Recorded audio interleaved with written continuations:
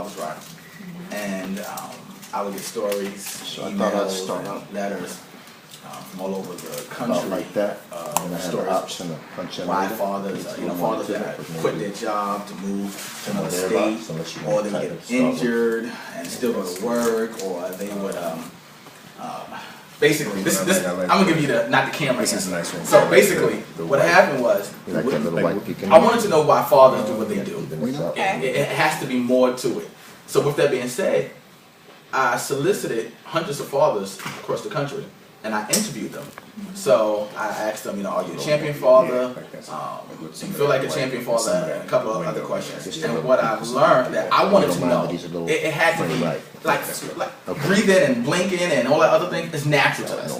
So when people say, this is why you blink, doctors say this is why you blink, this is why you do what you do. That's what I wanted to know. I wanted to know the why behind the what people do, what fathers do, and all that other good stuff. So by interviewing all these different fathers, no, simple. Love.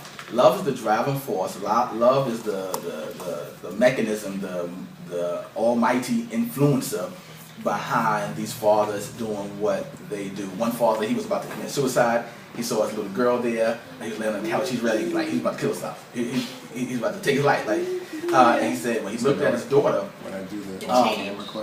he said when he looked at his daughter didn't see a father, didn't see a man who didn't have a job, didn't see a man who didn't have any finances. That's all she saw was dad. And he said it was at that point he knew he had to jump off the couch and get to work and get it together. And that's exactly what he did. He said, and I quote, he said, I may not be Superman, Batman, Bruce Wayne, he said, but to my children, to my daughter, and to my son, I am their superhero.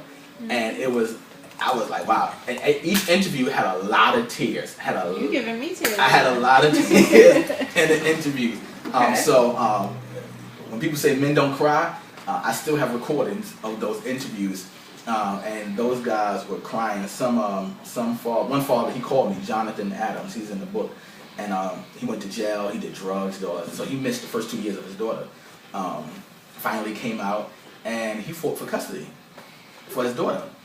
I was at the radio station preparing for one of my talk shows, and he called me. He kept calling me back to back. I said, hello, yes. He said, Mr. Cooper, I said, yes, Jonathan. He said, I want you to be the first to know that I just got out of court and the judge awarded me full custody of my daughter, of his 4-year-old daughter. Okay. So I was like, wow. So to meet somebody who was broken in the beginning of the book, so now the book is out and we talk and we Facebook each other. Now he has full custody of his daughter. He's a single dad. How rare is that? But that's becoming the trend, where fathers are being, single fathers are being awarded full custody of their daughters. It is beyond words. And the thing is, I love about Jonathan's story, he never quit.